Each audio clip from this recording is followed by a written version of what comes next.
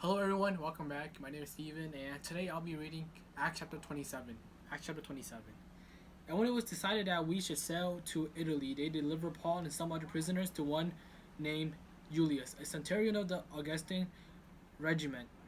So entering a ship of Adramyttium, we put to sea, meaning to sail along the coast of Asia. Aristarchus, a Macedonian of Thessalonica, was with us. And the next day we landed at Sidon, and Julius treated Paul kindly and gave him liberty to go to his friend and receive care.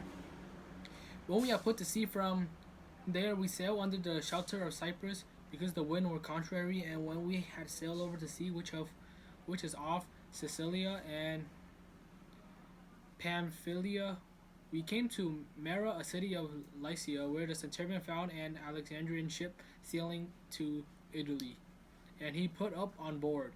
When we had sailed slowly many days and arrived with difficulty off Cnidus, the wind not permitting us to proceed, we sailed under the shelter of Crete off Salmon. Passing it with difficulty, we came to a pass called Fair Havens, near the city of Lasea.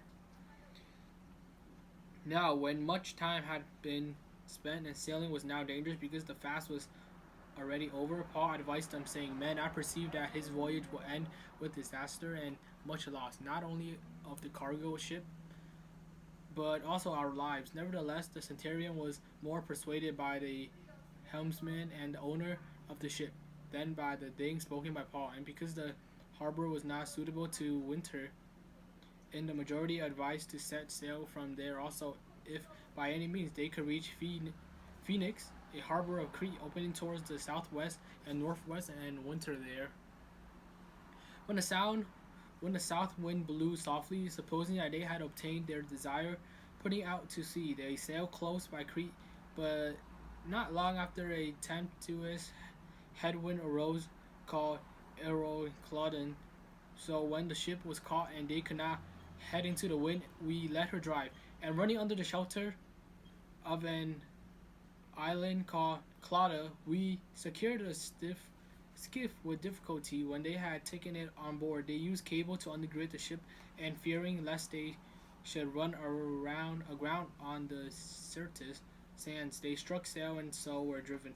And because we were exceedingly tempest tossed, the next day the light in the ship. On the third day, we threw the ship's tackle overboard with our own hand. Now, when neither sun nor star appeared for many days and no small tempest beat on us, all hope that we would be safe was finally given up. But a long, low absence from food. Then Paul stood in the midst of them and said, "Men, you should have listened to me and not have sailed from Crete and incurred this disaster and loss. And now I urge you to take heart, for there will be no loss of life among you, but only of the ship.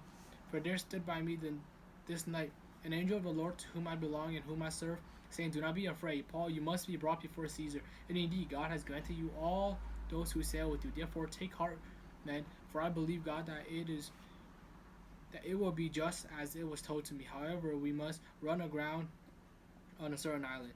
Now when the 14th night had come, and as we were driven up and down the Adriatic Sea about midnight, the sailors sensed that they were drawing near some land, and they took sounding and found it to be 20 fathoms.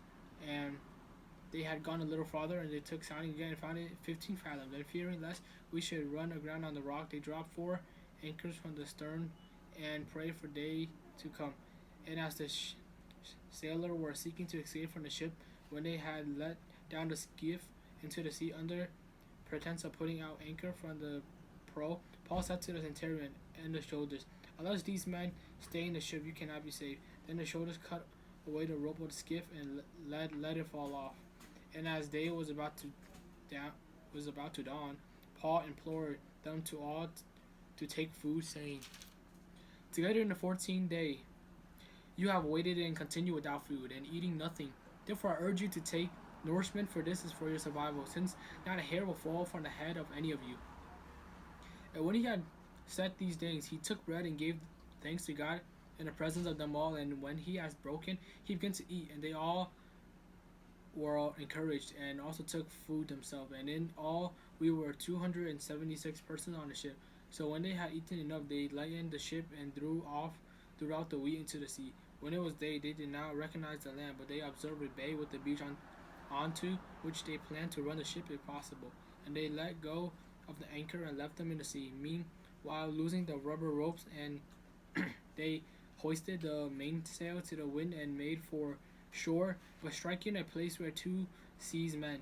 They ran the ship aground, and the prow stuck fast and remained immovable, but the stern was being broken up by the violence of the wave. And the soldiers' plan was to kill the prisoners, lest any of them should swim away and escape. But the centurions, wanting to save Paul, kept them from their purpose, and commanded that those who could swim should jump overboard first and get to the land, and the rest, some on board and some on parts of the ship. So it was that they all escaped safely to land. Acts chapter 27. See you in Acts chapter 28.